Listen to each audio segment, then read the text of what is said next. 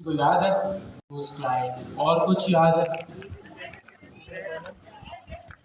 Next अभी हम next 15 पे प्रॉपर वे में मूव ऑन नहीं करेंगे क्योंकि उसमें कुछ इश्यूज हैं। अगर आपको फिर आपने सिर्फ ये बोला ये एरर क्यों आ रही है, एरर क्यों आ रहा है, कोई असाइनमेंट आप कुछ भी नहीं बना पाएंगे।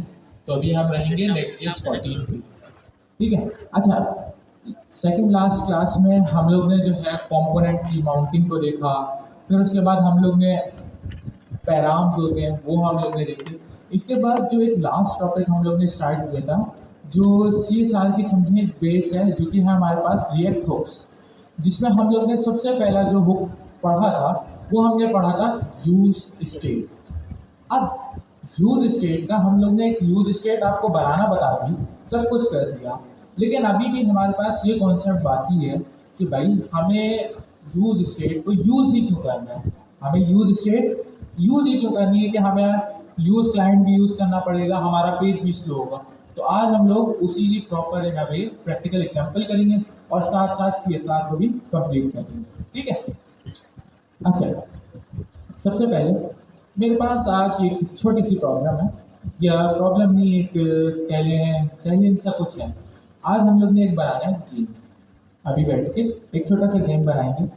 गेम हमारे पास क्या है, मेरी वेबसाइट है ये। इस वेबसाइट के ऊपर एक मेरे पास आ रहा होगा बटन, ठीक है। उस बटन पे जब भी यूजर आएगा क्लिक करेगा, एक बार क्लिक किया उसमें क्या होगा, मेरे पास एक वेरिएबल या कहीं पे एक मेरा काउंटर चल रहा होगा।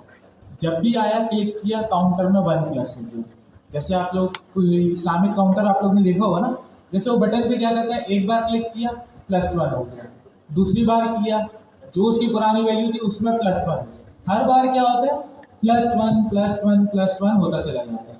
अब बेसिकली आज हमने वो बनाया, ठीक है।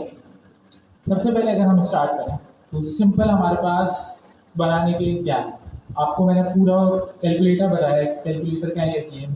एक हमारे पास क्या होगा, क्या होगा, बटन होगा, होगा ना बटन, जिससे हमारा पूरा सब कुछ चलेगा। इसके बाद अब मैंने आपको एक बात बताई, एक काउंटर की कोई वैल्यू होगी ना, कोई वैल्यू, न्यूमेरिक वैल्यू होगी, नंबर वैल्यू होगी। तो अब उसको सेव कहाँ करना चाहिए, वेरिएबल। सबसे अच्छा ऑप्शन है ना हमारे पास वेरिएबल। तो आए स्टार्ट करते हैं इसको। सिंपल, बहुत सिंपल लेके चलूंगा, कोई भी क्वेश्चन हो तो पूछ लीजिएगा, ठीक है। मैं यहाँ से हेलो वर्ल्ड रिमूव करता हूँ और बटन बनाते हैं, और बटन पे मैं लगा देता हूँ एड काउंट, ठीक है। अभी के लिए क्या हुआ, मैंने बोला कि भाई मेरा फ्रंट एंड कुछ इस तरह का दिखेगा। ये एक ऐड काउंटर का बटन है, इस पर जब भी यूजर आएगा क्लिक करेगा तो मेरे पास कहीं पे काउंटर की वैल्यू होगी, वो +1 हो। इसके बाद हमने क्या करना था, काउंटर की वैल्यू कहीं स्टोर करनी थी, हम वेरिएबल बना रहे थे। उसमें आप लोग ने मुझे बताया कि भाई हम लेट का वेरिएबल बनाएंगे क्योंकि हमें काउंटर की वैल्यू अपडेट करनी है, ठीक है भाई। काउंटर की वैल्यू इक्वल्स टू 1 कर देते हैं, ठीक है, 1 कर दिया मैंने। अब मैं आता हूँ, अब मुझे काउंटर की वैल्यू यूज करनी है, कहीं ना कहीं तो मैं शो कराऊंगा ना, कंसोल लॉग तो कराएंगे नहीं। अब मैं आप लोग को बताता हूँ कि अगर आपको HTML में ये जब आप लोग यूज कर रहे हो तो JSX सिंटैक्स के अंदर जब आपको कोई भी यानी वेरिएबल हो गया या फिर आपको कोई सी भी लॉजिक जो आती है हमारी लॉजिक पीस, उसमें कोई वेरिएबल हो गया, स्टेट हो गई, उसको आपको HTML में कैसे शो कराना है। सिंपल आपने क्या करना है, कर्ली ब्रैकेट्स लगाए एंड यहाँ पे आके अपना जो भी वेरिएबल का नेम है वो लिख दिया। अब यहाँ पे मेरे पास एक इश्यू है, वो मैं रिजॉल्व करता हूँ, ठीक है।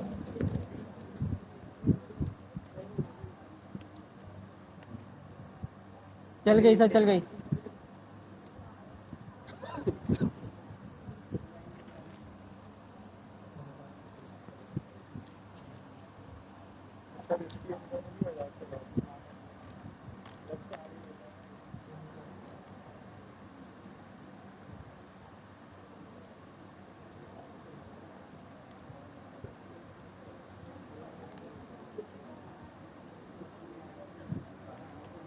अरे भाई मुझे दिखा। अभी अपने पास रखो, मैं थोड़ी देर में करता हूँ। अभी यूएसबी का मसला कर रहा है, थोड़ा इसमें देखो, दूसरी यूएसबी चेक कर। नहीं, उसमें बोल रहा है यूएसबी खराब हो गई आपकी, पता नहीं कुछ बोल रहा है, फॉर्मेट करो उसको, उसमें डेटा पड़ा हुआ है। मैं दूसरी यूएसबी चेक करूँ चलिए। थोड़ा सा पकड़ के रख लो थोड़ी देर अच्छा, होपफुली अब कोई इशू ना ऐसे आए। ही थोड़ी सा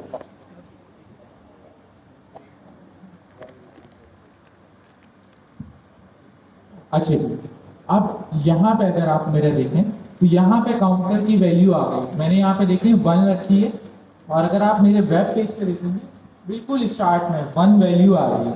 कुछ स्टाइलिंग का इशू है, वो हम रिजॉल्व कर देते हैं, काम करते हैं। एक की का टैग बना लेते हैं ताकि आप लोग को सही से समझ आ जाए कहाँ क्या चल रहा है। ठीक है, ठीक है। अब हमारे पास क्या हुआ, बहुत घटिया फ्रंट एंड है, कुछ दिखने को इतना अच्छा नहीं है, बट इसमें हमने क्या किया, अपना जो लॉजिक बनानी थी अब हम उस पर आ सकते हैं। क्या है भाई, ये ऐड काउंटर है। ऐड काउंटर पे जब भी क्लिक होना चाहिए तो ये जो 1 वैल्यू आ रही है ये हर बार क्या हो, +1 +1 +1। ठीक है, तो अब इसके लिए मैं क्या कर सकता हूँ, लूप में इसके अंदर मेरे पास सबसे पहले आप देखें बटन पे क्लिक हो रहा है, बटन पे हमारे पास एक फंक्शन आता है ऑन क्लिक, वो कहता है ऑन क्लिक पे क्या होना चाहिए।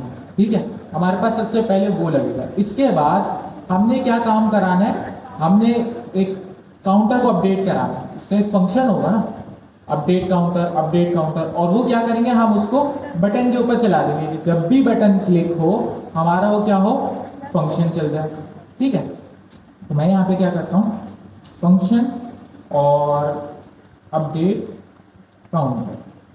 ठीक है, अपडेट काउंटर में आया, और यहाँ पे मैं क्या कर देता हूँ, अगर आप लोग को थोड़ी बहुत टाइप स्क्रिप्ट याद हो तो ये वाली आपको चीज़ याद आ रही है,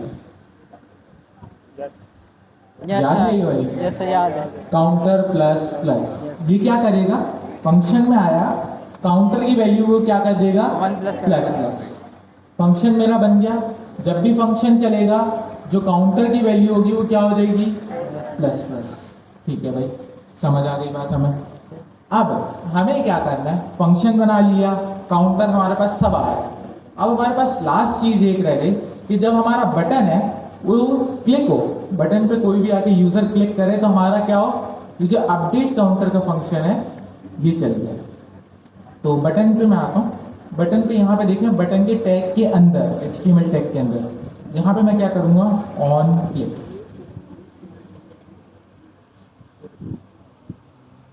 एक सेकंड, अगेन जूम कर दीजिए।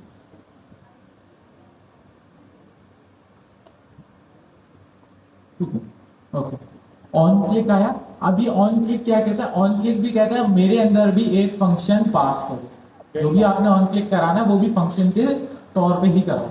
तो मैंने क्या किया है, ऑलरेडी एक फंक्शन बनाया हुआ है अपडेट काउंटर।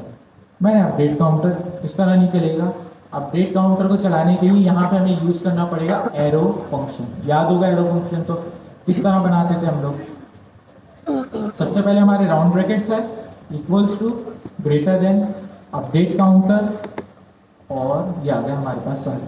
ठीक है, यहाँ तक हो गया क्या, हमारे पास हमारे जब भी ऑन क्लिक होगा हमारा अपडेट काउंटर फंक्शन चलेगा। फंक्शन के अंदर हमने क्या किया, काउंटर प्लस प्लस। तो क्या अब मेरी काउंटर की वैल्यू अपडेट हो जानी चाहिए या नहीं, चलिए काम करते हैं, हम यहाँ पे एक लॉग भी लगा लेते हैं।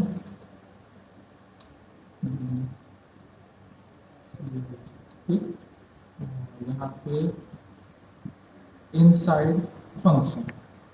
ठीक है, अगर फंक्शन के अंदर आया इसका मतलब काउंटर अपडेट हो गया होगा हमारा। ठीक है, अब हम आते हैं, रिफ्रेश करते हैं एक बार ताकि हमारे पास सारा कुछ सही हो। अब मैं क्लिक करता हूँ ऐड काउंटर, क्या होगा, क्यों अपडेट नहीं हुआ, हमने तो लॉजिक पूरी सही लगाई है। ऐड काउंटर में क्लिक कर रहा हूँ, नहीं हो रहा। अब मैंने क्या किया था, फंक्शन के अंदर एक कंसोल लॉग भी लगाया था, हो सकता है फंक्शन ना चल रहा हो। Ctrl+Shift+C करूंगा, यहाँ पे क्या है मेरे पास आता है कंसोल का टैब, विजिबल है ना। ठीक है, ये देखिए इनसाइड फंक्शन मेरे पास लिखा हुआ है जो कंसोल लॉग मैंने किया था, इसका मतलब तो मेरा काउंटर अपडेट हो रहा है, लेकिन मेरे पास जो है वो UI पे क्यों नहीं दिख रहा।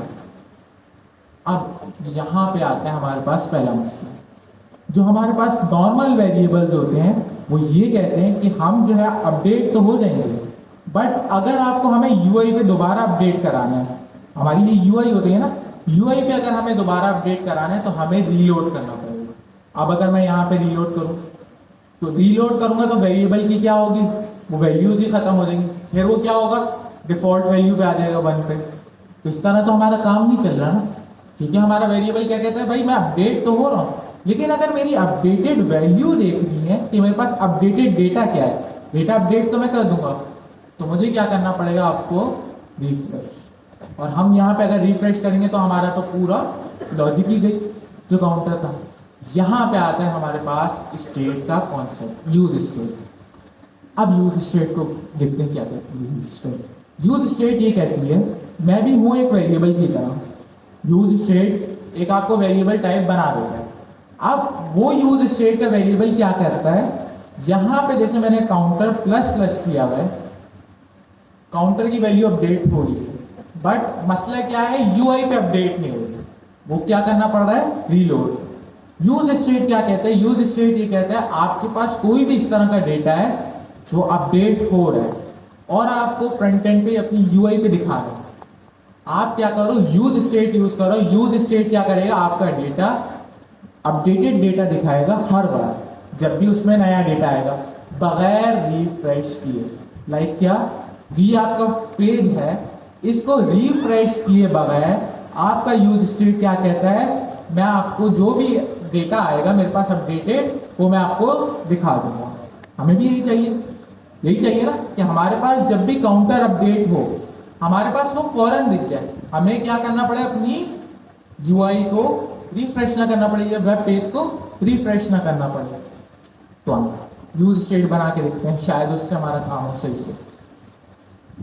अच्छा, यूज स्टेट को बनाने के लिए आपको मैं बता दूं, सबसे पहले आपको क्या करना पड़ेगा, एक चीज यूज क्लाइंट यूज करनी है जो आपकी फाइल के टॉप पे आएगी, ठीक है। इसके बाद हमारे पास क्या होगा, अब हम इंपोर्ट करेंगे अपने किसको, हम यूज करेंगे यूज स्टेट यूज करें, हम यूज स्टेट को इंपोर्ट करेंगे। अब आपको यहाँ पे एक और बात भी बता दूं, जब आप यूज स्टेट या कोई भी हुक यूज कर रहे होते हैं ना, यूज स्टेट हो गया या यूज इफेक्ट, ये दोनों क्या है, रिएक्ट के हुक्स। और ये जो यूज होते हैं, ये जब भी हमारे चलते हैं या हम इनको इनिशियलाइज करें, तो ये हो गए हमारे फंक्शन के टॉप पे, ये फंक्शन के टॉप लेवल पे यूज होंगे। लाइक ये टॉप लाइन है, ये यहाँ पे यूज होंगे, और जो हमारी यूज क्लाइंट है वो फाइल की टॉप लाइन पे होगी, टॉप लेवल पे, ठीक है।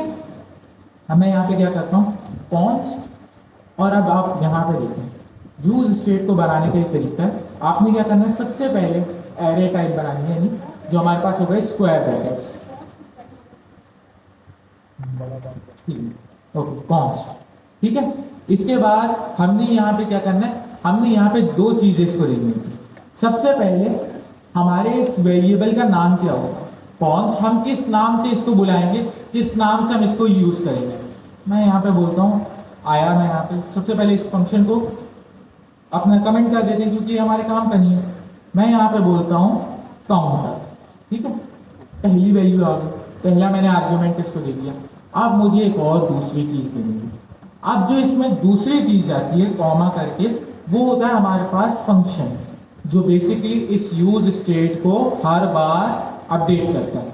ये फंक्शन हम नहीं बनाते, यूज स्टेट ने खुद बनाया है, और इस फंक्शन का नाम आप कुछ भी दे सकते हो, बट जो बेस्ट प्रैक्टिस है मैं आप लोग को बताता हूँ। आपने जो भी आपके वेरिएबल का नाम है पीछे, जैसे यहाँ पे काउंटर है, अब जो आपके फंक्शन का नाम होगा वो होगा सेट काउंटर, क्योंकि ये फंक्शन क्या करता है, आपकी जो स्टेट होती है इस स्टेट को सेट करने के लिए, यानी इसमें क्या डेटा सेव होगा, इसमें क्या काम होगा, जो भी इसकी लॉजिक होगी कि इसमें 1 आए, 2 आए, 3 आए, 4 आए, वो सारा किसके थ्रू होता है, उस फंक्शन के थ्रू।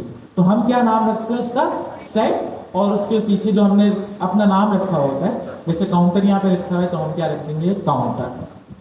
मैं सिंपल क्या करता हूँ, सेट काउंटर, ठीक है, सेट काउंटर किया इक्वल्स टू, अब यहाँ पे मैं क्या करूंगा, यूज स्टेट, यूज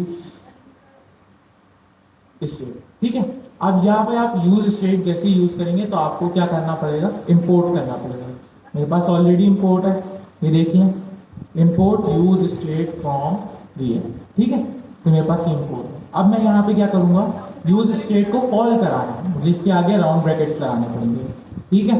अब राउंड ब्रैकेट्स के अंदर मैं एक ऐसी वैल्यू देता हूँ जो इसकी बाय डिफॉल्ट वैल्यू होगी।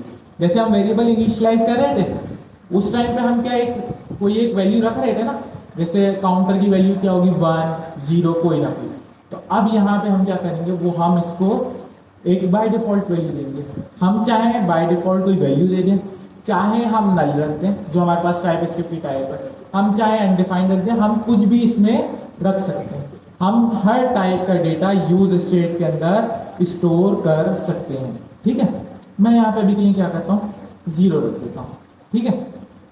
यहाँ तक सबको क्लियर है, यूज स्टेट हमने बनाया, क्यों बनाया, क्या वजह थी, क्लियर है यहाँ तक, ठीक है। अब आगे बढ़े। अब मुझे क्या है, अब मुझे इस पूरे फंक्शन की भी जरूरत है। क्यों, ये फंक्शन क्या कर रहा था बेसिकली, हमारे जो भी काउंटर है उसको अपडेट कर रहा था। अब मैंने बताया यूज स्टेट के अंदर हमारे पास ऑलरेडी एक फंक्शन मौजूद होता है जिसको हम सेट के नाम से रखते हैं। तो मैं क्या करूंगा, यहाँ पे इस सब कोड को उड़ाता हूँ। मैंने क्या किया, यहाँ पे सेट काउंटर कर दिया, और मैंने काउंटर में क्या किया, मैंने इसको बोल दिया भाई काउंट +1। सर रिटर्न उड़ा दिया आपने।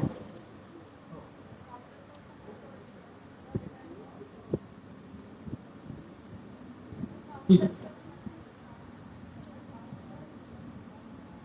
काउंटर +1, ठीक है। सेट का फंक्शन हमने चला दिया, सब कुछ हो गया। बट अब यहाँ पे मैं इसको ऑन क्लिक पे कैसे लगाऊं, ऑन क्लिक कहता है मुझे एक फंक्शन चाहिए, तो अब हमें इस सेट काउंटर को रखना ही पड़ेगा एक फंक्शन में, ताकि हम क्या करें, इसको बटन पे कॉल करा सकें। मैं फिर अपना वही एक दफ़ा दोबारा अपडेट का फंक्शन बना देता हूँ, ठीक है। Function update counter, update counter क्या कर रहा है, काउंटर की वैल्यू क्या कर रहा है +1। अब हम यहाँ पे एक काम करते हैं, हम यहाँ पे एक आध लॉग भी लगा लेते हैं ताकि हमें सारी चीज़ें पता चलती रहें। पहले हमारे पास काउंटर की वैल्यू क्या थी, फिर हमारे पास काउंटर की वैल्यू क्या थी, हमें सारी चीज़ें पता चलती रहें, ठीक है। अब बताएं, क्या ये मेरा कोड चलेगा, क्या मेरा काउंटर अपडेट होगा, होना तो चाहिए। होना चाहिए या नहीं होना चाहिए, कितने कह रहे हैं होगा और कितने कह रहे हैं नहीं होगा, बाकी सो रहे हैं। चलिए देखते हैं।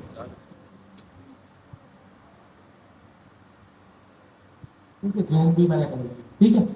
अब यहाँ पे मैं क्या करता हूँ, ऐड काउंटर पे क्लिक करूँ, क्या हुआ, ऐड हो गया। क्या हुआ, मेरा काउंटर की वैल्यू 1 हो गई। अगर मैं कंसोल लॉग में भी जाके देखूं क्या ये सही बात है या नहीं, हो सकता है भाई यूआई पे मैंने कुछ किया हो, हम कंसोल लॉग में देखेंगे, ठीक है। सोर्सेस कंसोल, ठीक है। मैं यहाँ पे आया, मैंने किया कंसोल लॉग, ऐड काउंटर पे क्लिक किया, क्या आया मेरे पास, वैल्यू अपडेट हो गई। फिर वैल्यू अपडेट, क्या हो रहा है, मेरी वैल्यू अपडेट हो रही है। अब ये है हमारा कोड यूज स्टेट का, ठीक है। थोड़ा सा कॉम्प्लेक्स है, लेकिन इसमें आप मुझे बताएं कितनों को समझ आ गया और कितनों को इसमें कंफ्यूजन है। सर समझ तो आ गया। कितनों को समझ आ गया पूरा और कितनों को कंफ्यूजन है, याद करना थोड़ा मुश्किल है। बाकी बाकियों को क्या हुआ है वो भी बता दें, अपनी राय का इजहार कर दें यहीं बैठ के, एक बार रिपीट कर दें। और कोई क्वेश्चन इसमें, जी you mentioned कि सेट काउंटर जो है बिल्ट इन फंक्शन है, जी, तो आपने नीचे बटन पे डायरेक्ट सेट काउंटर क्यों नहीं लिखा? ओके ठीक है, एक्सटेंड करें। और कोई क्वेश्चन, एक भाई का क्वेश्चन है यहाँ पे कि यहाँ पे जो हमारे पास स्टेट है उसमें क्या हो रहा है, उसमें सेट काउंटर एक फंक्शन बाय डिफॉल्ट हमें मिल रहा है। तो अब हमने ये सेट काउंटर डायरेक्ट ही बटन पे क्यों नहीं कॉल करा, करवा सकते हैं अगर हम चाहें तो करवा सकते हैं, बट कोड को आसान करने के लिए मैंने एक फंक्शन बनाया ताकि आप लोग को प्रॉपर कोड समझ आए। करना चाहो आप लोग कर सकते हैं। इसके अलावा कोई क्वेश्चन, जी जिस तरीके से आ रहा था, कंट्रोल पे जिस तरीके से आ रहा था, आपने पहले कंट्रोल लॉग लिखा हुआ है और उसमें काउंटर लिखा हुआ है, फिर उसके बाद सेकंड वाली उसके बाद वाली लाइन पे आपने काउंटर प्लस वन किया है, जी लेकिन दोनों कंसोल में सेम वैल्यू आ रही है। फंक्शन चला, फंक्शन के बाद अगर मुझे इसकी प्रॉपर अपडेटेड वैल्यू देखनी है तो मुझे क्या करना पड़ेगा, ये कंसोल लॉग मुझे फंक्शन के बाद लगाना पड़ेगा। जब ये फंक्शन पूरा रन हो गया, ये देखिए फंक्शन के बाद लगाऊंगा, देन मेरे पास क्या होगा, पहला जब कंसोल लॉग आएगा तो पुरानी वैल्यू, दूसरा कंसोल लॉग आएगा तो उसमें आएगी मेरी न्यू वैल्यू। ठीक है, और कोई क्वेश्चन रिपीट के अलावा, देन मैं रिपीट पे भी आता हूँ। ठीक है, और कोई क्वेश्चन तो नहीं अभी जी? थोड़ा सा तेज बोल रहे हैं।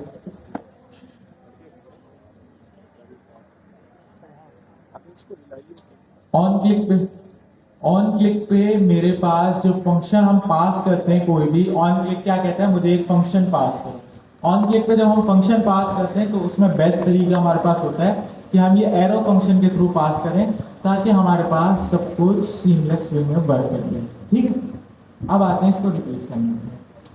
ठीक है, अब सबसे पहले स्टार्टिंग में मैं देखता हूँ कि मेरे पास एक प्रॉब्लम आई थी। प्रॉब्लम तक तो सबको पता है ना कि क्यों प्रॉब्लम आई थी। हमने एक वेरिएबल बनाया था और उसमें हम अपना काउंटर अपडेट करा रहे थे, बट इशू क्या आया था, जो हमारे पास नॉर्मल जावास्क्रिप्ट टाइपस्क्रिप्ट वेरिएबल्स हैं वो ये कहते हैं कि भाई हम अपडेट तो हो जाएंगे, बट हमें जो है हमारा अपडेटेड डेटा अगर आपको चाहिए तो आपको क्या करना पड़ेगा, रिफ्रेश करना पड़ेगा। और हमारे पास क्या हो रहा था, रिफ्रेश में तो हमारा सारा डेटा ही चला जाता था, क्योंकि आपको पता है डेटा चला जाता है रिफ्रेश में। तो इस तरह तो हमारी लॉजिक ही नहीं चल रही थी। हमारा ऐड काउंटर पीछे तो ऐड होता था बट आगे यूजर को नहीं दिखता था। तो इसमें हमारे पास सॉल्यूशन देता है यूज स्टेट। रिएक्ट का एक हुक है यूज स्टेट। वो कहता है आपके पास जो भी डेटा है स्टोर करो यूज स्टेट के हुक के अंदर। ठीक है, और उसमें जब भी वो आपका डेटा अपडेट होगा मैं खुद उसको ऑटोमेटिकली जाके अपडेट करूँगा। लाइक यहाँ पे मैंने यहाँ पे अपडेट किया काउंटर, लेकिन आप यहाँ पे देख रहे हैं मैंने काउंटर की वैल्यू खुद नहीं अपडेट किया, वो ऑटोमेटिकली खुद जाता है, देखता है मेरे पास ये पुरानी वैल्यू, अपडेट कर देता है, फिर वो यही करता है, ये वाला वो सिस्टम करता है। ठीक है, अब हमें यूज स्टेट पता चली। इसके बाद मैंने यूज स्टेट को इनिशियलाइज किया कॉन्स्ट। इसके बाद इसका हमारे पास सिंटेक्स आता है, हमने स्क्वायर ब्रैकेट्स लगाना। इसमें सबसे पहला नाम हमारा जाना है जो भी हमारा वेरिएबल टाइप होगा जिसमें हमारी सारी वैल्यूज स्टोर होंगी, जो भी हमारा डेटा होगा वो स्टोर होंगी, वो हमारे यहाँ पे क्या है, हमारे केस में क्या है, काउंटर। इसके बाद हम यूज स्टेट में एक और चीज प्रोवाइड करते हैं जो कि होती है सेट काउंटर, यानी हमारे पास एक फंक्शन जो उस यूज स्टेट को अपडेट कर रहा होगा। अब उसका नाम हमेशा सेट काउंटर नहीं होगा, नाम आप कुछ भी रख सकते हैं, बट समझ में आए हमें इसलिए मैंने क्या किया, नाम सेट काउंटर रखा है। ठीक है, अगर मैं यहाँ पे नाम अगर सर ये बस डबल फंक्शन क्यों कर रहा था वो समझ में नहीं आया। एक सेकंड उस पर भी आता है, कोड तो वैसे ही आप लोग ने देखा है, मैं आगे बढ़ता हूँ। ठीक है, तो सेट काउंटर हमने बनाने देख लिया कि भाई सेट काउंटर क्या करता है, अगर यूज स्टेट को अपडेट करना है तो हमें क्या करना पड़ेगा, एक फंक्शन पास करना पड़ेगा। ठीक है, equals to use state round brackets, और उसके अंदर हम कोई एक या तो खाली भी भेज सकते हैं या फिर हम कोई वैल्यू भी रख सकते हैं, चाहे हम नल रखें, अनडिफाइंड रखें या कोई वैल्यू रखें। इस केस में मैंने क्या किया, 0 वैल्यू रख दी। ठीक है, यहाँ तक क्लियर है सबको? क्वेश्चन? सेट काउंटर एक फंक्शन नेम है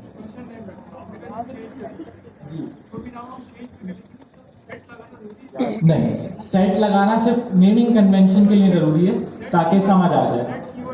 नहीं, सेट कीवर्ड नहीं है। यहाँ पे अगर मैं चाहूँ सेट की जगह पर सिर्फ काउंटर भी रखूंगा तब भी मेरा क्या होगा, ये चल जाएगा। स्क्रीन ही चल रही है। ठीक है, अपडेट कर लेना, इतना छोटा सा अपडेट आई है। सेट को हटा के सेट हटा देना दोनों जगह से, तब भी मेरा क्या होगा, काउंटर चल जाएगा। सर ठीक है। स्क्रीन बंद हो गई है। देख लें मैंने क्या किया था, सेट काउंटर की जगह सिर्फ काउंटर लिख दिया था, सेट का कीवर्ड हटा दिया था, सेट जो भी था वो हटा दिया था ताकि आपको समझ आ जाए कि ये एक कीवर्ड नहीं है। हो रहा है अभी भी अपडेट, ठीक है। इसका मतलब सेट लगाना फर्ज नहीं, आ गया, ठीक है। अब इसके बाद मैंने दूसरा काम क्या किया, एक फंक्शन बनाया अपडेट काउंटर। अब ये अपडेट काउंटर का मैंने फंक्शन क्यों बनाया, जबकि मेरे पास सेट काउंटर तो मौजूद था जो कि काउंटर को क्या कर रहा था, अपडेट कर रहा था। मैंने ये फंक्शन इस वजह से बनाया ताकि आप लोग को ये कोड समझ आ जाए और आप लोग को सारा कुछ ब्रेक डाउन होता हुआ दिखे। अगर मैं यहाँ पे ऑन क्लिक में ही सारा कुछ कराने की कोशिश करता, मैं तो कर लेता, मुझे समझ आ जाती, मेरा समझ आना मसला भी नहीं मुझे, लेकिन आप लोग को नहीं आती, आपके सर के ऊपर से चली जाती। इसलिए मैंने क्या किया, एक फंक्शन अलग से अपडेट काउंटर का बनाया और ये अपडेट काउंटर का फंक्शन क्या कर रहा है, मेरे काउंटर की वैल्यू को अपडेट कर रहा है। अब मेरे काउंटर की वैल्यू कैसे अपडेट होगी, जो मेरा यूज स्टेट में एक सेट करने का फंक्शन है, जिसे हम सेटर फंक्शन भी कह सकते हैं। मैंने क्या किया, उस फंक्शन के अंदर अपनी जो भी लॉजिक थी उसके थ्रू अपडेट करा दिया, ठीक है। इसके बाद मैंने क्या किया, अपनी सिंपल यूआई पे एक की का टैग लगाया, उसके अंदर मेरे पास जो वेरिएबल था, यहाँ पे याद रखिएगा, अगर आपको वैल्यू देखनी है कि आपके पास वैल्यू क्या है, आपके पास डेटा क्या है यूज स्टेट में, तो आप क्या करते हैं, जो आपका फर्स्ट नेम होता है, जो आपका वेरिएबल नेम होता है कह सकते हैं, आप उसको यूज करते हैं। अगर आपको डेटा सेट करना होता है यानी अपडेट करना होता है तो आप क्या करते हैं, उसका सेटर फंक्शन यूज करते हैं। मैंने यहाँ पे क्या किया, पी में उसका जो भी काउंटर था वो ले आया। इसके बाद बटन पे मैंने लगा दिया ऑन क्लिक। ऑन क्लिक पे मैंने क्या किया, एक एरो फंक्शन के थ्रू अपडेट काउंटर के फंक्शन को कॉल करा दिया। अब ये ऑन क्लिक का फंक्शन आपको पता है एनोनिमस फंक्शन होता है, इसलिए मैं डीप में नहीं जाऊंगा, ठीक है, क्योंकि आप लोग पहले ही पढ़ चुके, ठीक है।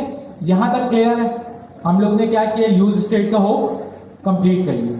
क्लियर है यहाँ तक? आवाज नहीं आई, क्लियर है? सर एक दफ़ा हम बना लें, हम भी एक दफ़ा बना लें, उस पर भी आते हैं, दूंगा 5-7 मिनट का ब्रेक। जी पूछो ना, ये रहा इंपोर्ट। इंपोर्ट हमारा इस तरह से होगा, ठीक है। अच्छा, अब इसके बाद हमारे पास एक दूसरा हुक आता है, जो 2 मेजर हुक हैं वो हम लोग पढ़ेंगे रिएक्ट के, जो हम हर रोज यानी हर एप्लीकेशन में हम लोग इम्प्लीमेंट कर रहे होते हैं। आप कहीं पे भी चले जाएं, बोल दें मुझे रिएक्ट आती है, और अगर उसने हुक का सवाल पूछा तो ये 2 हुक मस्ट है। उसमें एक पहला हुक क्या होता है, यूज स्टेट, दूसरा हुक है हमारे पास यूज इफेक्ट। अब ये यूज इफेक्ट क्या बना है, यूज इफेक्ट में हम लोग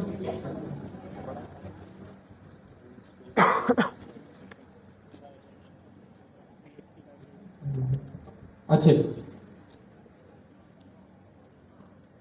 ठीक, अच्छा जी, यूज इफेक्ट को सबसे पहले हमें क्या करना पड़ेगा, इंपोर्ट करना पड़ेगा। हम उसी लाइन में, ये मेरी लोग के पास अल्लाह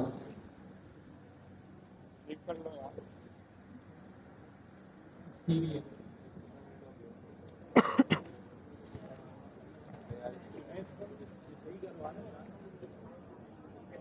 पास हुक है, वो ये कहता है कि भाई अगर आपके पास कोई एक इस तरह का टास्क है जो आप चाह रहे हो आपकी रेंडरिंग से पहले चल जाए, आप क्या करो, यूज इफेक्ट में रख दो। अब रेंडरिंग क्या हो रही है मैं बताता हूँ आपको। आपने कंपोनेंट माउंटिंग पढ़ी थी, कंपोनेंट माउंट हो रहा था हमारा। अब वो क्या होता था, रिफ्रेश हुआ, देन हमारा क्या हुआ, कंपोनेंट माउंट हो गया, ठीक है, यहाँ तक क्लियर। अब हमारे पास कुछ इस तरह के टास्क आते हैं, जैसे हमें जब एपीआई कॉलिंग करते हैं, जो भी हम करेंगे आगे जाके, तो उसमें हमें क्या होता है, हमारे पास डेटा आ रहा होता है मल्टीपल, और वो डेटा हमें अपनी एप्लीकेशन को अच्छा दिखाने के लिए हम क्या करते हैं, हमें चाहिए होता है कि जैसे ही रिफ्रेश हो उसी टाइम पे वो डेटा क्या हो, उसको दिख जाए, यूजर को आके दिख जाए। अब यहाँ पे अगर मैं आपको दिखाऊं, ये यूज स्टेट है। यूज स्टेट में क्या हो रहा है, मैं अगर इसको फंक्शन को भी हटा दूं, नॉर्मली करूं, तो ये क्या होगा, पहले रिफ्रेश होगा, जैसे यहाँ पे देखें रिफ्रेश हुआ, रिफ्रेश होने के बाद ये सारी इसकी वैल्यूज आई और यहाँ पे माउंट हुआ। जैसे आप लोग को HTML का पता है, पूरा रिफ्रेश हुआ उसके बाद वो आके आपको दिखा। अब आपके पास जैसे हमारे पास डेटा वाला आता है, डेटाबेस से डेटा आने में टाइम लगता है। अब उसमें क्या, उस केस में क्या होगा, अगर मैं ये काउंटर ही डेटाबेस में ले रहा हूँ, पहले रिफ्रेश होगा, फिर उसके बाद थोड़ी देर वेट किया जाएगा, डेटाबेस से डेटा आएगा, फिर वो आपको शो होगा। टाइम लगा ना। इसमें क्या हो रहा है, यूज़र तो जा रहा है, पाकिस्तानी यूज़र तो देख लेंगे हाँ मेरा इंटरनेट स्लो है, इंटरनेट ही मेरा ऐसा है, तो वो तो बोलेगा ठीक है जाने दो, अगर 1 घंटा भी रुकना है तो रुकना है। लेकिन अगर आप कोई इंटरनेशनल लेवल की एप्लीकेशन में हो गए तो वो तो बोलेगा भाई मेरा तो इंटरनेट इतना फास्ट है, इसकी ऐप ही ख़राब है। और वो क्या हुआ, आपका पोटेंशियल यूज़र छोड़ के चला गया आपकी ऐप को। यहाँ पे हमारे पास आता है यूज़ इफेक्ट।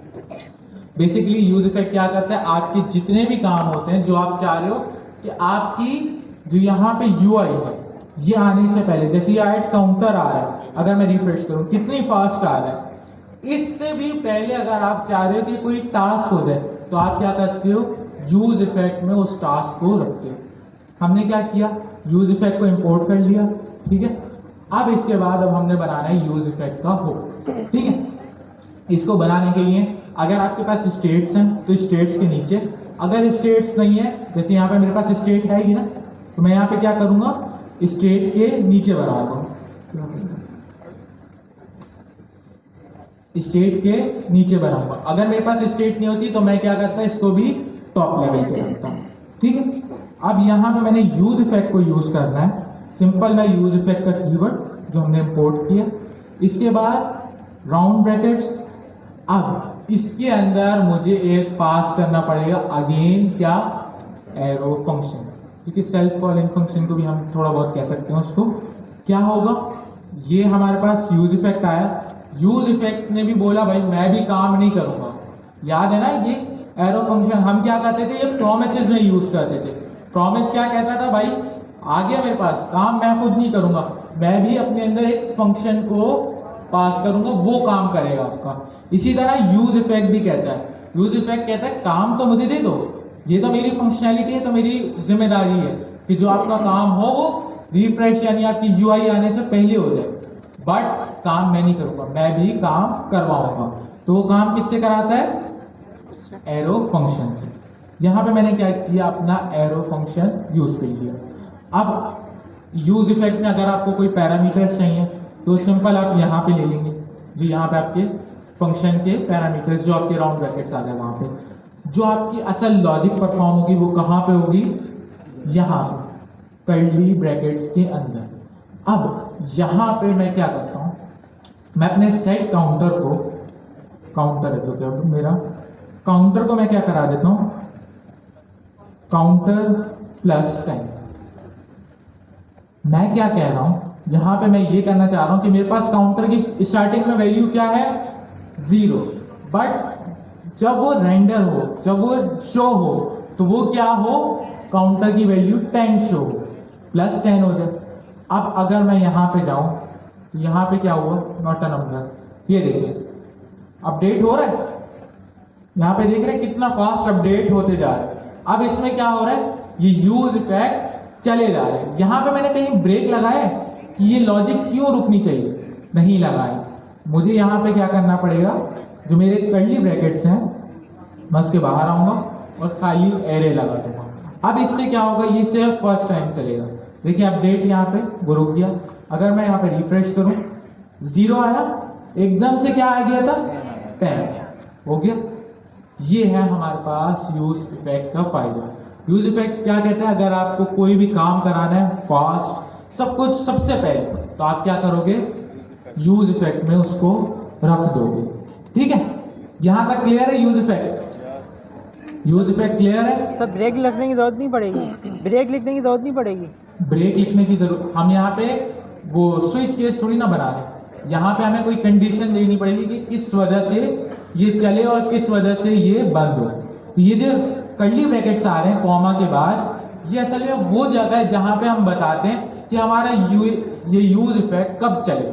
जैसे मैं चाह रहा हूँ सेट काउंटर पे जब भी क्लिक हो, मेरे पास लॉजिक है, तो ये यूज इफेक्ट भी चल जाए।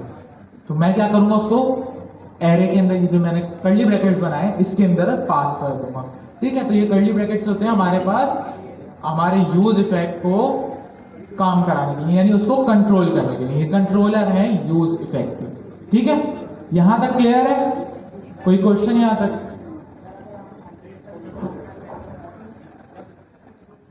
इसको अगर 100 तक रोकना चाहे तो अब वो आपको लॉजिक बनानी पड़ेगी कि इसमें आप क्या करोगे, टाइम दे दोगे कि इतने टाइम में ये जाके रुक जाए।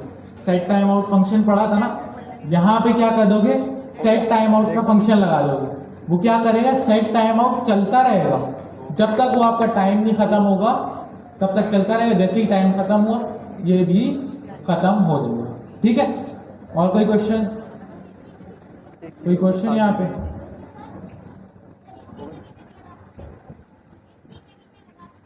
इफ की कंडीशन, आप यहाँ पे जो भी लॉजिक लिखना चाहें यूज इफेक्ट के अंदर, हर टाइप की लॉजिक आप लगा सकते हैं। चाहे आप इसमें वेरिएबल बनाएं, कुछ भी करें, आप इसके अंदर कर सकते हैं।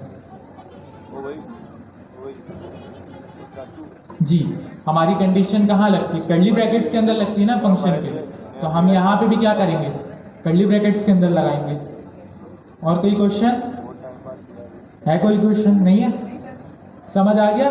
Use state and use effect, यही कुछ रिएक्ट हुक की वजूहात हैं जिनकी वजह से हम CSR पे मूव करते हैं। ठीक है जी। यूज इफेक्ट जब जब आप दिल चाहें तब, वो आपकी एप्लीकेशन के टास्क के ऊपर होता है कि आपके पास रिक्वायरमेंट क्या है एप्लीकेशन में। मेरे पास रिक्वायरमेंट थी कि काउंटर बनाना है। अब काउंटर मेरा चल नहीं सकता था बगैर यूज स्टेट के, मैंने यूज स्टेट चला दी। अब जो हमारा यूज इफेक्ट बेसिकली हम यूज करते हैं वो हम करते हैं API फैचिंग में, जो भी अनस भाई आके थोड़ी देर में आप लोग को समझाएंगे कि API फैचिंग क्या होती है। तब आपको यूज इफेक्ट और ज़्यादा अच्छे से समझ आ जाएगा। क्लियर है यहाँ तक? 5 मिनट का ब्रेक है, इसमें आप लोग इसको इम्प्लीमेंट करें जल्दी से। Yes, sir. ये मेरे इतने देर थोड़ा सा आगे होके पंखा ऐसा कर दें। CSR के अलावा सबसे पहला कॉन्सेप्ट है SSR का, सर्वर साइड रेंडरिंग का। दूसरा कॉन्सेप्ट है SSD का, सर्वर स्टैटिक साइट जनरेशन का। और तीसरा है ISR का, इंक्रीमेंटल स्टैटिक रीजनरेशन। ये 3 टर्मिनोलॉजीज याद करें CSR के अलावा। सबसे पहली चीज़, Next.js के अंदर जितने भी पेजेस बनते हैं वो बाय डिफ़ॉल्ट SSR होते हैं, यानी सर्वर साइड रेंडरिंग होती है। मैं फिर अपनी बात दोहरा दूँ, Next.js के अंदर जितने भी पेजेस बनते हैं वो by default server side rendering होते हैं। स्क्रीन ऑन करनी पड़ेगी। उसको अगर हम CSR बनाना चाहें तो हमें नो कैशे लगा के या यूज़ क्लाइंट लगा के जो है वो उसको CSR पे कन्वर्ट करना पड़ता है। SSD क्या चीज़ है? SSD है कि बिल्ड टाइम के ऊपर आपका HTML पेज, कोई static HTML page build time के ऊपर आपका सर्वर बना के रख लेता है, जो कंप्लीट HTML का पेज होता है। जिस वक्त यूज़र की रिक्वेस्ट आती है उस वक्त वो SSD या HTML का पेज जो है पूरा का पूरा उठ के यूज़र के पास चला जाता है। SSR में क्या होता है? SSR में जो है वो जिस वक्त यूज़र की रिक्वेस्ट आती है, रिक्वेस्ट के टाइम पे, रन टाइम के ऊपर उसका पेज बिल्ड होता है और बिल्ड होके फिर वो यूज़र को रेंडर होता है।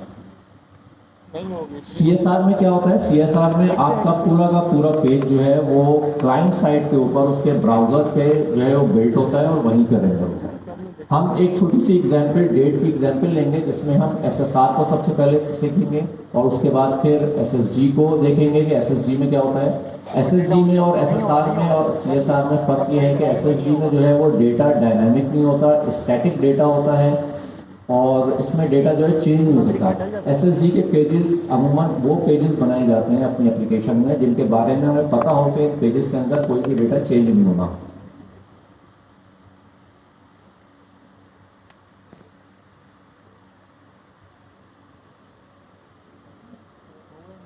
थोड़ा सा होगा तो बंद हो जाएगा।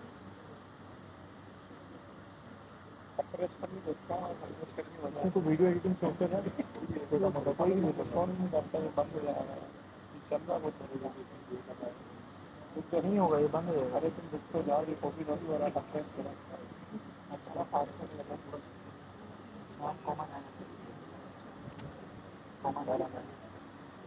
आपको लैपटॉप के लिए जरूरी है ना, लैपटॉप भी रोक रहा है और नहीं थोड़ा गड़बड़ी होती है ना लैपटॉप बना ली क्रिएट नेक्स्ट चैट के जरिए, इसका नाम हमने रखा SSR-SSD-SSR आगे साथ।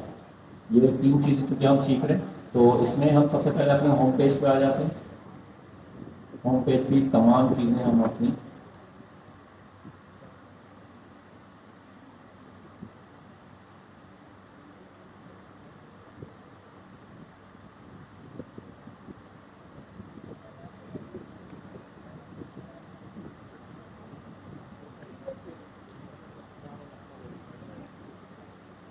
आपको थोड़ा बाहर से जा वहाँ पे क्या होगा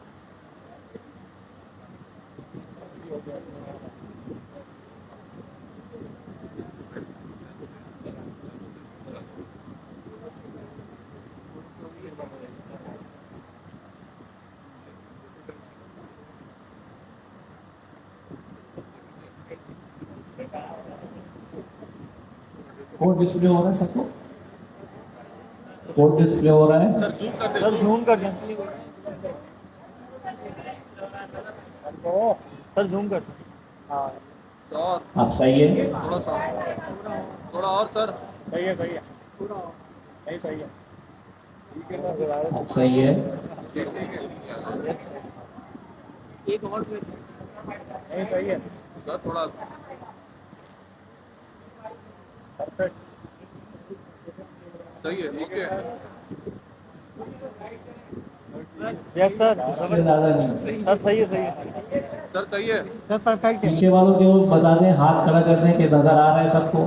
सबसे लास्ट कौन है नो सर वाला, खड़ा हो जाए। अच्छा, सबसे पहले हम सर्वर साइड रेंडरिंग को देख लेते हैं। सर्वर साइड रेंडरिंग में क्या होता है कि आपका जो डेटा होता है वो सर्वर के ऊपर डायनामिकली जो है वो चल रहा होता है। जैसे जैसे यूजर की रिक्वेस्ट जाती है वैसे वैसे डायनामिक डेटा उठ के आता है। बाय डिफॉल्ट मैंने आपको कहा कि Next.js के अंदर जो है वो सर्वर साइड रेंडरिंग ही होती है, उसमें क्लाइंट साइड रेंडरिंग नहीं होती। लेकिन चंद इश्यूज होते हैं। तो अब हम यहाँ पे जब सर्वर साइड रेंडरिंग सीखने जा रहे हैं तो हम इसमें एक सबसे पहला एक वेरिएबल दिखाएंगे, export constant dynamic equals to force dynamic. Next.js की डॉक्यूमेंटेशन में जब आप जाके देखेंगे तो ये आपको पता चलेगा, वहाँ पे दिखेगा कि डायनामिक का एक वेरिएबल हम अपने उसमें लगाते हैं अपने पेज के ऊपर। जिस पेज को हमने सर्वर साइड रनिंग बनाता है उसको हम वैल्यू देते हैं फोर्स डायनामिक। ये दोनों चीज़ें ना उसमें फिक्स हैं। डायनामिक की वैल्यू फोर्स डायनामिक होगी। फोर्स डायनामिक जब हम करेंगे डायनामिक की वैल्यू को तो हमारा पेज जो होगा वो हमेशा सर्वर साइड रनिंग पे और डायनामिकली जो है वो रन हो रहा होगा। यानी जितनी रिक्वेस्ट जिस दफ़ा रिक्वेस्ट जाएगी उतनी दफ़ा डायनामिकली पेज जो है वो बिल्ट होगा सर्वर पे, और बिल्ट होने के बाद रेंडर होगा। यहाँ पे जो हमने एग्जाम्पल देखी है वहाँ मैंने एक डेट का फंक्शन कॉल किया है यहाँ पे, और मैंने डेट को और टाइम को डिस्प्ले कराया ताकि आपको नज़र आ सके कि जब हम रिफ्रेश करते हैं अपने पेज को तो वो जो है वो डायनामिकली कैसे बिल्ड होता है। अच्छा, उसके बाद फिर मेरा होम का फंक्शन है।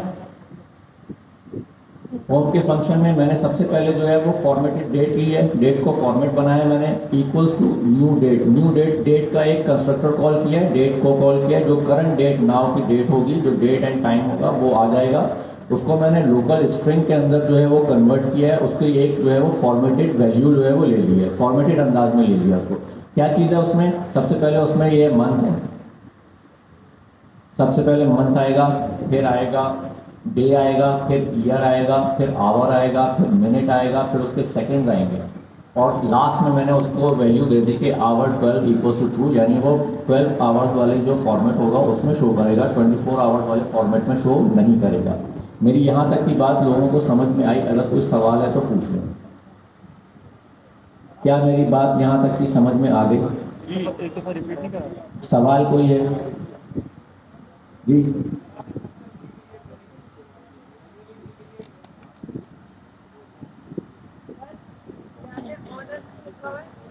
जी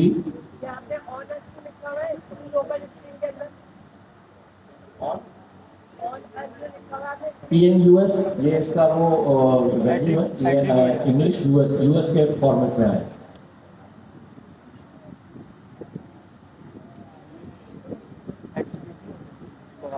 उसके बाद नीचे आ जाए, नीचे मैंने रिटर्न कराई अपनी वैल्यू, जिसमें मैंने एक डिव ले लिया, उसमें मैंने अपनी क्लास ले लिया, फ्लेक्स कर लिया उसको, ये मैंने सिर्फ फॉर्मेटिंग की है अपनी। और इस क्लास में मैंने एक h1 का टैग लिया जिसमें मैंने लिखा होम पेज, दूसरा h1 का टैग लिया जिसमें मैंने लिखा सर्वर साइड रेंडरिंग, और यहाँ पे उसके नीचे मैंने फॉर्मेटेड डेट के जो वेरिएबल था जिसमें मैंने अपनी डेट सेव कराई थी वो मैंने यहाँ पे शो करा दी। स्ट्रॉन्ग का मतलब होता है, स्ट्रॉन्ग का मतलब किस चीज़ को पता है, स्ट्रॉन्ग किसे कहते हैं HTML में? तो बोल्ड कर देता है। स्ट्रॉन्ग में और बोल्ड में क्या फ़र्क होता है?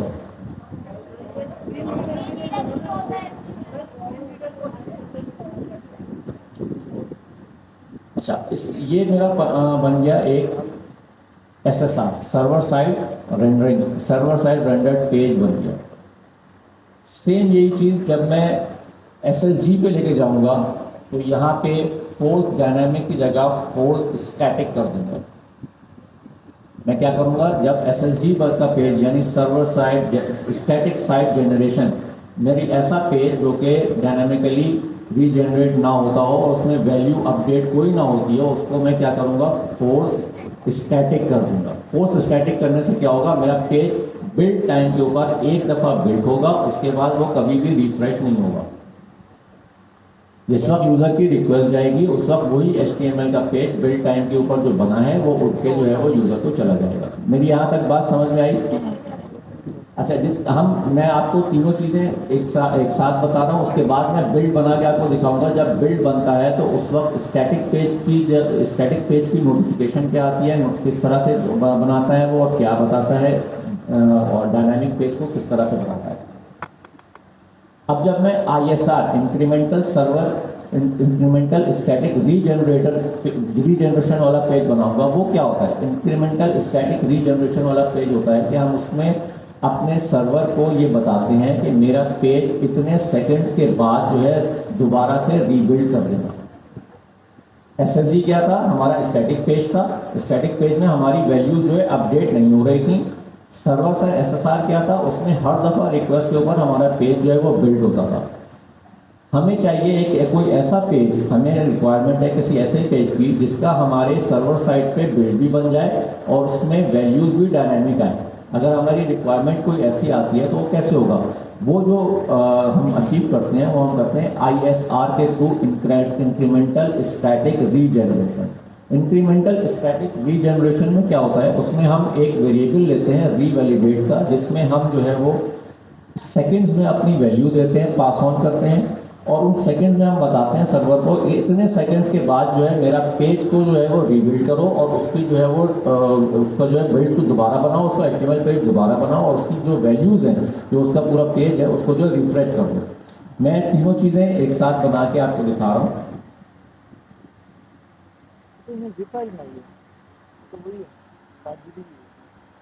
अच्छा, लास्ट में फिर हम बिल्ड बनाएंगे तो बिल्ड बनाते वक्त मैं आपको दिखाऊंगा कि उसमें जो वो SSG, SSR और ISR का जो वो बताता है, नोटिफिकेशन बताता है, 3 तरह के उसकी एक सिंबल आता है उसका ना बिल्ड में, तो वो सिंबल भी समझना बड़ा ज़रूरी है कि कौन सा पेज मेरा डायनामिक बना है, कौन सा पेज मेरा ISR पे बना है, कौन सा पेज मेरा SSR पे बना है।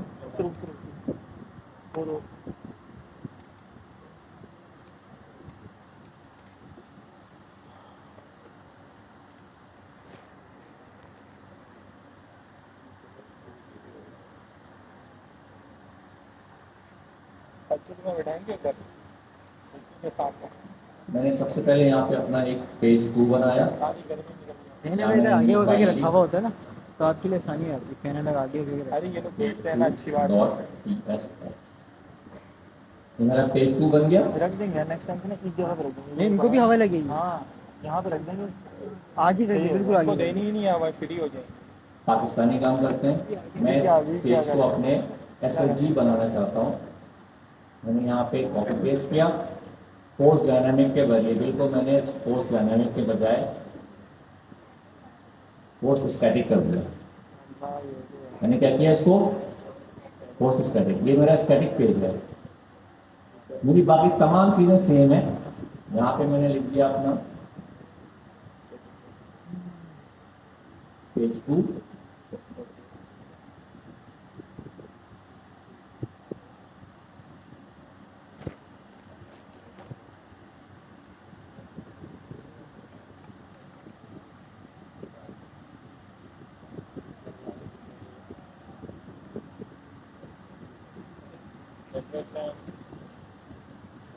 मैंने लिख दिया इसको स्टैटिक साइट जनरेशन। कोड नजर आ रहा है? कितनी चेंजेस की मैंने? सिर्फ 2 चीजों जगहों पे चेंजेस की, 2 या 3 जगहों पे। फॉर्मेटेड डेट वही है, सब कुछ वही है। अब मैं अपना बनाऊंगा ISR का page, incremental static regeneration page. मैंने ऐप के फोल्डर में एक नया फोल्डर बनाया, तुम्हारा कैमरा सही है, कम एमबी पेज ले रहा 3। है, कम एमबी ले रहा है, जल्दी अपलोड हो जाएगी। यहाँ पे मैंने एक फाइल बनाई 1.5 GB की वीडियो बन रही है। पेज 3 के नाम से।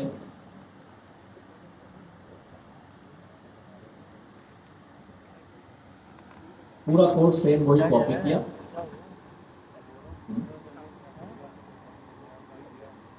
क्या वीडियो से क्या होगा पता चलेगा ना, मोबाइल का सही है। कितने का लिया, कौन सा लिया, कितने का लिया? कितने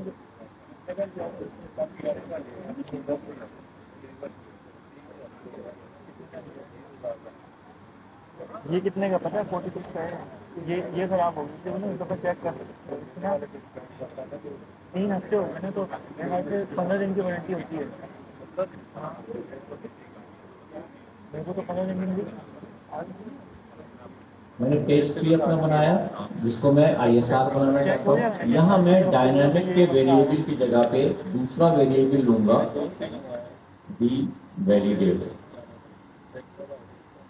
और वी वैलिडेट में मैं अपनी एक वैल्यू दे दूंगा सेकंड्स के अंदर। न्यूमेरिक वैल्यू होगी जो कि वी वैलिडेट में सेकंड्स के अंदर होगी। एक्सक्यूज मी, यहाँ पे रीवैलिडेट का वेरिएबल यूज होगा, डायनामिक का वेरिएबल यूज नहीं होगा। रीवैलिडेट के वेरिएबल की जो वैल्यू होती है वो न्यूमेरिक वैल्यू होती है, और ये सेकंड्स होते हैं, नंबर ऑफ सेकंड्स, कितने सेकंड के बाद मेरा पेज जो है वो बिल्ड होना है।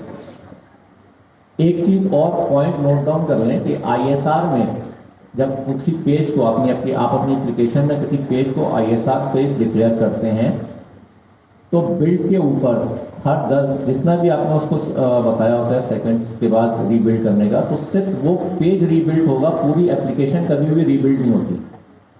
मैं फिर से अपनी बात दोहरा दूं, सिर्फ वो पेज रीबिल्ड होता है ISR का, जिसको आपने ISR डिक्लेयर किया हुआ होता है। पूरी एप्लीकेशन रीबिल्ड नहीं होती। ये बात मेरी समझ में आ रही है या इसके अंदर कोई सवाल है?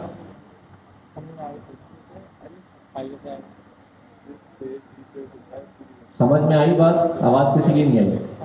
Only page refresh, not whole website.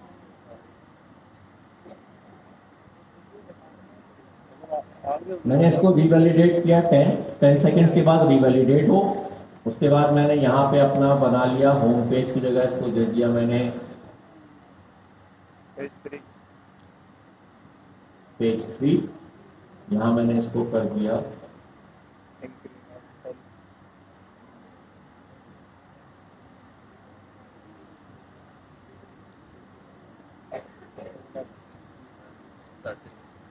अच्छा। ये टर्मिनोलॉजी याद रखना और सही से याद रखना बड़ा ज़रूरी है, क्योंकि इंटरव्यू में यही चीज़ें सारी काम आती हैं।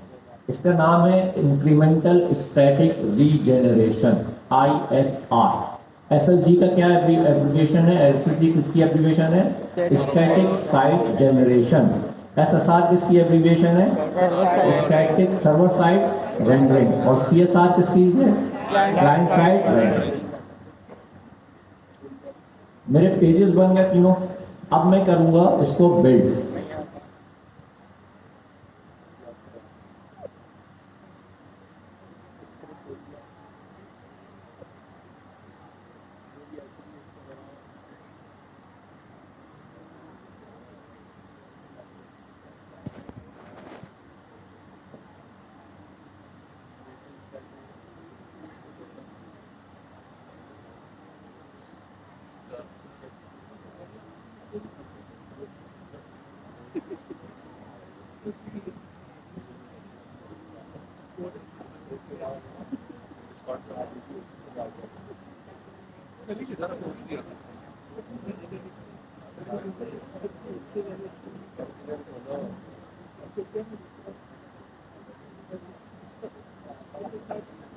आज से पहले जब हम अपनी एप्लीकेशन चलाते थे तो हम लिखते थे npm run dev, development environment में अपनी एप्लीकेशन चला रहे हैं। यहाँ पे कमांड मुख्तलिफ है। यहाँ पे कमांड आ रही है npm run build, यानी मेरी पूरी एप्लीकेशन को बिल्ड करके बना के रख दो। अब देखिएगा गौर से कि बिल्ड टाइम के ऊपर अगर कोई एरर आता है तो हम एरर रिजॉल्व करेंगे, वरना फिर ये मैं इसकी ये जो स्टैटिक साइट होती है, स्टैटिक पेजेस होते हैं और जो डायनामिक पेजेस होते हैं,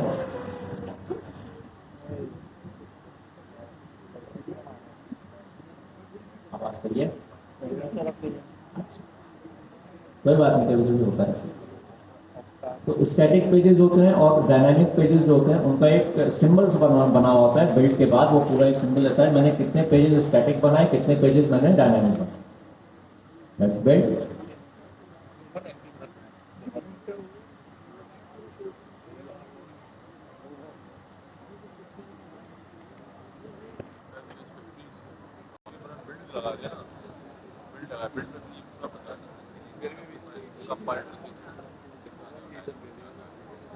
अच्छा, सबसे लास्ट में देखें, ये दो नोटेशंस दे रहा है। स्टैटिक की नोटेशन क्या होती है?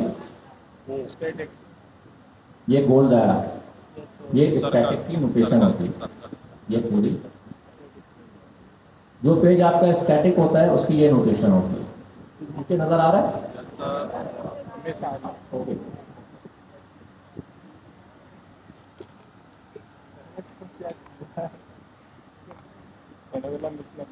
आवाज आ रही होती है, फोन से इतनी अच्छी आवाज आ रही है।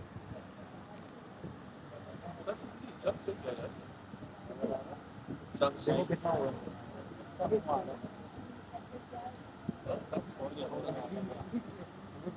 मुझे पता है 60 के बाद हो जाएगी ना, बता। अच्छा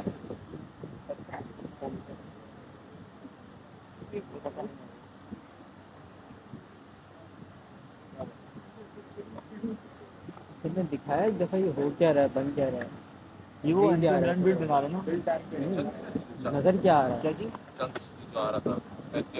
कंप्यूटर में तोड़ते हैं, ये बताएंगे कंप्यूटर में तोड़ते हैं ना। अब नजर आ रहा है? जी। स्टैटिक की क्या नोटेशन होती है? Sir O zero circle O की शक्ल में आता है। और डायनामिक की क्या नोटेशन होती है? Frequency on demand. बाकायदा लिख के दे रहा है कि डायनामिक में क्या नोटेशन है।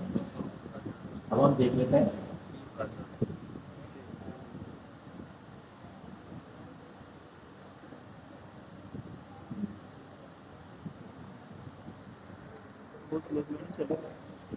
ये मेरा होम पेज है, स्लैश डायनामिक है।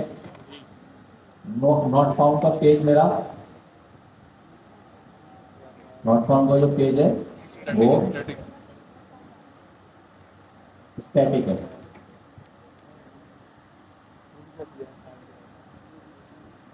वीडियो खराब है। ज़्यादा जीबी की पिछले हफ्ते की कैपेसिटी बता रहा हूँ। पिछले हफ्ते 3-4 वीडियो लिखी हो गई थी, वो तो वो ज़्यादा नहीं, वो वीडियो खराब है। नहीं वीडियो देख लो, पूरी पूरी पूरी मैंने भी यही देखा था, मैं भी ये समझ रहा था।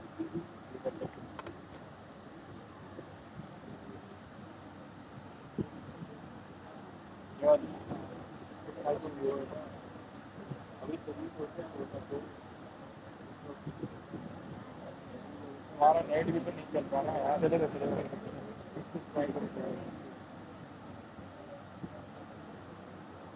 यार, हमने इतने सॉफ्टवेयर लिखा तो आई क्या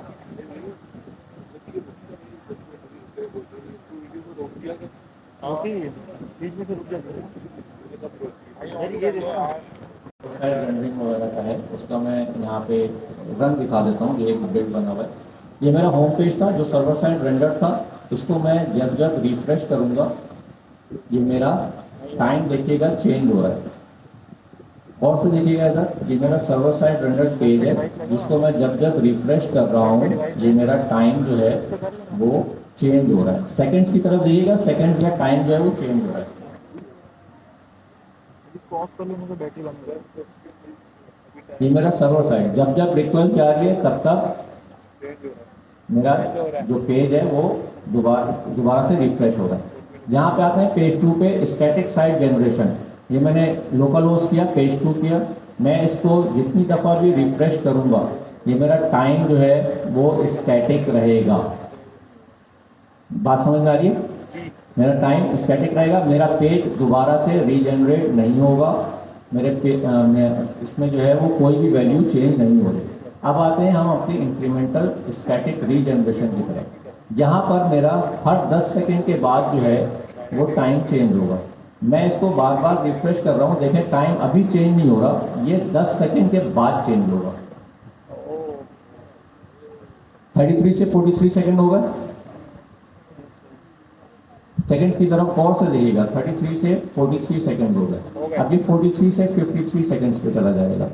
इसका मतलब ये हर 10 सेकेंड के बाद पेज रीबिल्ट हो रहा है, हर 10 सेकेंड के बाद पेज जो है वो रिफ्रेश हो रहा है। यूजेज एग्जाम्पल के हवाले से मैं एक चीज़ बताऊं, एग्जाम्पल देते हैं कि हम इसको यूज़ करते कहाँ हमें ज़रूरत पड़ती है। मैं एक छोटी सी एग्जाम्पल दे देता हूँ। जैसे हमारा फेसबुक है, फेसबुक के कितने मिलियन यूजर्स दुनिया में होंगे? और मेरे ख्याल से एक आदमी के 2-2, 3-3 अकाउंट भी बने हुए होंगे, ऐसे ही है। अच्छा, अगर फेसबुक की सर्वर के ऊपर एक साथ 1 मिलियन यूज़र जो हैं वो हिट करें, अपना रिक्वेस्ट भेजें, तो सर्वर को कितनी देर लगेगी तमाम यूज़र्स की रिक्वेस्ट को जो है वो फुलफिल करने में? अगर हम उसको SSR की बेस पे बनाते हैं तो उसको कितनी देर लगेगी? ये सवाल है आप लोगों के लिए भी कि आप लोग इसको सोचिएगा। फेसबुक एक एप्लीकेशन है, उसके मिलियंस ऑफ यूज़र हैं। अगर उसका हर यूज़र का पेज SSR की बुनियाद पर हो तो हर यूज़र के पेज को बनाने में और हर यूज़र को रेंडर होने में कितना वक्त लगेगा? क्योंकि उसके पास एक वक्त में हज़ारों नहीं, लाखों नहीं, मिलियंस में रिक्वेस्ट उसके सर्वर पे आती हैं। SSR में उसको कितना टाइम लगेगा, CSR में उसको कितना टाइम लगेगा और ISR में उसको कितना टाइम लगेगा? फेसबुक एक एप्लीकेशन है, उसके यूज़र्स मिलियंस में है। उसके मिसाल के तौर पे 1 मिलियन यूज़र ने एक साथ जो है वो सर्वर के ऊपर अपनी रिक्वेस्ट भेजी अपने डेटा के लिए, लॉगिन किया। अब जब वो लॉगिन करेंगे तो हर यूज़र का पेज, अगर वो SSR की बुनियाद पे होगा तो हर यूज़र का पेज सर्वर के ऊपर रन टाइम के ऊपर डायनामिकली बनेगा और बन के फिर सर्वर यूज़र को जाएगा। इसका मतलब ये हुआ कि 1 मिलियन यूज़र्स को उतनी देर इंतज़ार करना पड़ेगा जितनी देर में उसकी रिक्वेस्ट जो है वो प्रोसेस हो जाए सर्वर पे। CSR में क्या होगा? अगर फेसबुक का पेज या यूज़र का पेज CSR बेस्ड होगा तो वो यूज़र के पास तमाम उसके जावास्क्रिप्ट वगैरह आ जाएगी और यूज़र जो है वो यूज़र के साइट पे जो है वो उसके ब्राउज़र से जो है वो उसके पेज को जो है वो रिफ्रेश हो रहा होगा। ISR में क्या होगा? ISR में सर्वर के ऊपर एक स्टैटिक पेज बना हुआ रखा हुआ होगा और वो हर 10 सेकेंड बाद रीवैलिडेट हो रहा होगा। 1 मिलियन रिक्वेस्ट आएंगी तो उस वक्त सर्वर को पेज को बिल्ड करने की ज़रूरत नहीं पड़ेगी, बल्कि सर्वर जो है वो बना बनाया बिल्ड जो होगा वो उठा के अपने यूज़र्स को दे देगा। अब सवाल ये है कि ISR मेथड के अंदर फेसबुक को ज़्यादा बेहतर है, CSR में ज़्यादा बेहतर रहेगा या SSR में ज़्यादा बेहतर रहेगा? SSR में। SSR वाले कितने लोग हैं? तो बिल्ड वो करोगे नहीं, सभी भी डाल दो। क्लास है ये, कोई रिस्पॉन्स नहीं कर रहा, सारे ऐसे। हाँ बताओ यार, हाँ बताओ, हाँ बताओ। क्लास समझ आई आप लोगों को? कोई आवाज तो आ नहीं रही किसी की।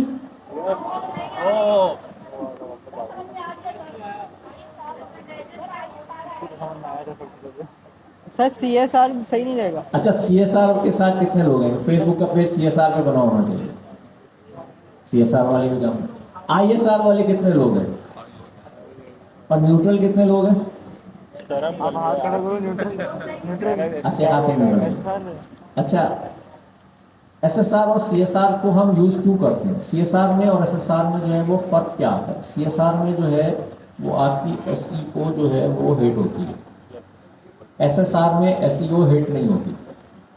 ठीक है, CSR में क्या होता है, SEO हिट होती है, SEO कमज़ोर पड़ जाती है आपकी। क्यों कमज़ोर पड़ती है? क्योंकि क्लाइंट साइड के ऊपर जब ब्राउज़र के ऊपर वो जावा स्क्रिप्ट को रन करके डायनामिकली पेज को रेंडर कर रहा होता है, तो आपका जो सर्च इंजन होता है उसको ये समझने में मुश्किल होती है कि ये पेज असल में इसके अंदर डेटा क्या क्या मौजूद है। SEO किस बुनियाद पर होती है? पेज के डेटा की बुनियाद पर। ऐसी है, जब डेटा होगा नहीं और सिर्फ जावा स्क्रिप्ट की रनिंग चल रही होगी क्लाइंट साइड के ऊपर, तो SEO मुश्किल हो जाती है।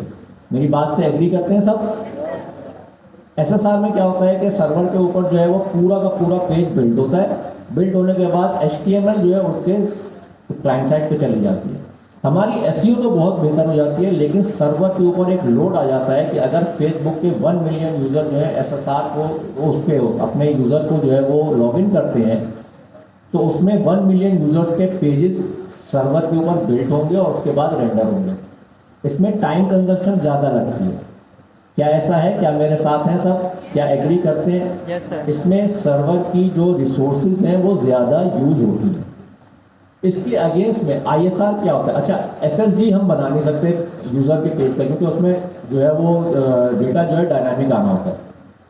ISR में क्या होगा कि सर्वर ने जो है हर यूज़र का एक एक पेज बना के रखा हुआ है और उसके अंदर एक टाइम वैलिडेशन लगा हुआ है कि 10 सेकंड्स के बाद उस यूज़र के पेज को रीबिल्ड कर दो। मैं फिर से अपनी बात दोहरा रहा हूँ, ISR में फेसबुक के जितने भी यूज़र्स हैं, 1 मिलियन यूज़र्स हैं, तो उसने 1 मिलियन स्टैटिक पेजेस बनाए हुए हैं अपने ISR के, और उसमें टाइम वैलिडेशन लगी हुई है कि हर 10 सेकंड, 20 सेकंड या 30 सेकंड के बाद जो है इस पेज को, इन यूज़र्स के पेज को रीबिल्ड कर दो, और रीबिल्ड करके जो है वो स्टैटिक पेज बना के रख दो। अब जब यूज़र अपने यूज़र उसको लॉगिन करता है तो उसको बिल्ड टाइम के ऊपर सर्वर को जो है पेज बिल्ड करने की ज़रूरत पेश नहीं आती। वो क्या करता है, बना बनाया जो यूज़र का पेज होता है, जो उसने 30 सेकंड पहले या 35 सेकंड पहले या मैं 2 सेकंड पहले बनाया होता है, तो उसको उठा के जो है वो रेंडर कर देता है। इसमें सर्वर की जो रिसोर्सेज हैं वो भी ऑप्टिमाइज हो जाती हैं, आपकी SEO भी बेहतर हो जाती है, और यूज़र को जो आपका आउटपुट है वो बहुत तेज़ी, क्योंकि HTML जो है ना आपके ब्राउज़र के ऊपर जो है बहुत तेज़ी से जो है वो रेंडर होती है बनस्बत SSR के और CSR के। कोई सवाल?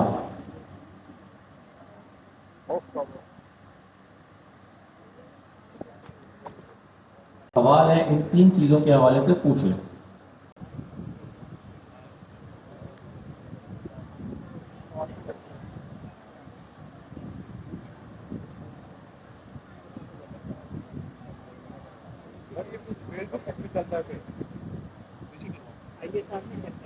ISR में बोला उसने बोला टाइम आपको बताना पड़ेगा। जैसे मैंने रीवैलिडेट का लगाया ना, इसमें वेरिएबल रीवैलिडेट 10 सेकेंड्स, ये असल में वैल्यू जो 10 दी गई है ये 10 सेकेंड्स है। हमें इसको बताना पड़ता है सर्वर को कि आप 10 सेकेंड के बाद जो है पेज को दोबारा से बिल्ड कर दें। मैंने फिर एक बात और भी बताई थी कि इसमें जो है सिर्फ पेज रीबिल्ड होता है, पूरी एप्लीकेशन रीबिल्ड नहीं होती। इसमें क्या होता है, सिर्फ वो पेज रीबिल्ड होता है जिस पेज पे आपने रीवैलिडेट लगाया होता है, पूरी एप्लीकेशन रीबिल्ड नहीं होती। मेरी बात समझ में आ गई? सर ये फेसबुक किस पे चलती है? फेसबुक सर, फेसबुक किस पे चलती है? वो आपके ऊपर है, आप जितना रखना चाहते हैं। जी ये 10 सेकेंड है। कोई और सवाल? सर इधर उसको नीचे करना है, जरा कोड देखना है। जो आप सेंड करो उसको करेगा। उनको बता देना।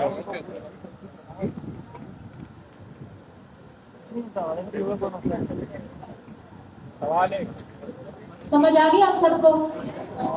अब आप बताएं हम कौन सी अप्रोच यूज करेंगे, SSR, CSR, ISR, SSG? Just ISR।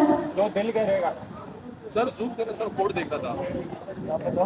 बिल्कुल, जो हमारे लिए वैलिड होगी। जैसे हम अपनी अप्रोच देखेंगे कि हमें कौन सी चीज़ की नीड है, हमें SSG पेजेस चाहिए या SSR और ISR, कौन से पेजेस चाहिए, जिस जो हमारी रिक्वायरमेंट होगी उसकी बेस पे हम ये वाली अप्रोच यूज़ करेंगे।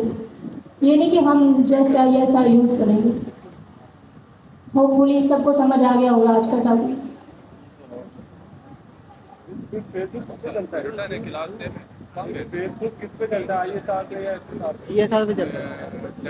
टैक्स 30 लिखा हुआ है, 30 पिक्सल है। माइक में बोले, माइक में। अच्छा, ये ना सवाल पूछा कि फेसबुक क्या यूज़ करता है, ISR यूज़ करता है, SSR यूज़ करता है, CSR यूज़ करता है। अब इसको आप चेक करें और जज करें रेड टाइम पे कि वो क्या यूज़ कर रहा हो। आप लोग डेवलपर है ना, कैसे चेक होगा? आप लोग आपस में दोस्त हैं, 4 दोस्त 5 दोस्त मिलके बैठ के 4 मैसेजेस एक साथ जो है वो सेंड करो और उसके बाद देखो कितनी देर में वो हर सबके पास रिफ्रेश हो रहा है। फेसबुक यूज नहीं करते। ये सवाल आपके अपने लिए, आप खुद देखें, जज करें कि फेसबुक क्या यूज़ कर रहा है। मैंने तो सिर्फ एक एग्जाम्पल के तौर पर बताया फेसबुक क्या यूज़ कर रहा है या खुद से कहता है। अच्छा, एक छोटी सी चीज़ मैंने डिस्कॉर्ड पे और शेयर की थी CSR, हाँ, जब नेट का इशू आता है ना तो आपके पास कोई भी UI नहीं आ रही होती, पूरा तरतीब में लिखा हुआ आ रहा होता है। नेट का इशू जब ये होता है टेबल किसी ने देखा? ये टेबल देखा था कितने लोगों ने? मैंने डिस्कॉर्ड पे शेयर किया था। इसके अंदर जो SSR, CSR, SSG और ISR कहाँ के क्या क्या चेंजेस होती हैं, ये तमाम चीज़ें इसके अंदर जो है वो छोटे छोटे पॉइंट्स की सूरत में दी हुई हैं। इसको एक दफ़ा और रीड कर लीजिएगा तो आपको ये समझ आ जाएगा कि आपने SSR कहाँ यूज़ करना है, ISR कहाँ यूज़ करना है, SSG कहाँ यूज़ करना है और CSR अपनी एप्लीकेशन में कहाँ यूज़ करना है। ये चारों चीज़ें डिपेंड करती हैं एप्लीकेशन की रिक्वायरमेंट पे और आपकी पेजेस की रिक्वायरमेंट के ऊपर। ठीक है, जी, thank you. Thank you so much.